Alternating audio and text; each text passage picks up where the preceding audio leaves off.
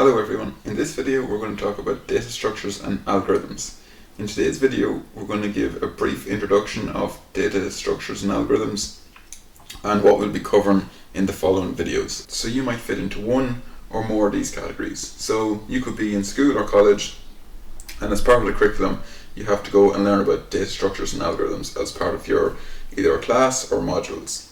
Another reason why you might need to know about data structures and algorithms is if you're going to apply for maybe a summer internship, or maybe an internship that's part of your college or school, or maybe you've finished college or school and you want to take part in an internship, and especially if you're going towards the bigger companies. So if you're going towards the likes of Google, Microsoft, Facebook, Amazon, them type of big tech companies, they usually require you to have good understanding of both data structures and algorithms, because as part of their interviewing process they require you to have a really good understanding of the core computer science fundamentals, and also the coding questions will test your ability to use data structures and algorithms and how to manipulate them to come up with the optimal solution for the given problem, whatever the given problem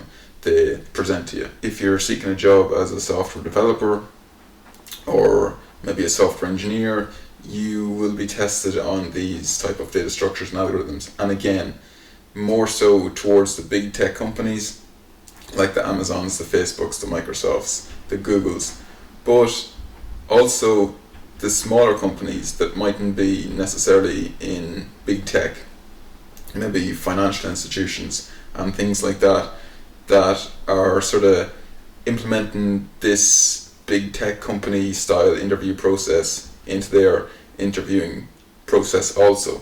So it's really important, if you want to be working as a software engineer or software developer, to have a good understanding of these. And then the third use of good understanding of data structures and algorithms is to improve efficiency. So if you're working on college projects, or if you're working in a job, or if you're working on your own side projects, and for some reason your app isn't quite performing the way you want it to, so it's a little bit slower and the user experience is being affected by how slow the app is. So you could go and look at your code and look how it's architected, and maybe you could change some things, and while you're doing that you may want to look at how you're storing your data. So, could it be stored more efficiently? Is there a lot of searching? Is there a lot of sorting? Is there a lot of network requests being made?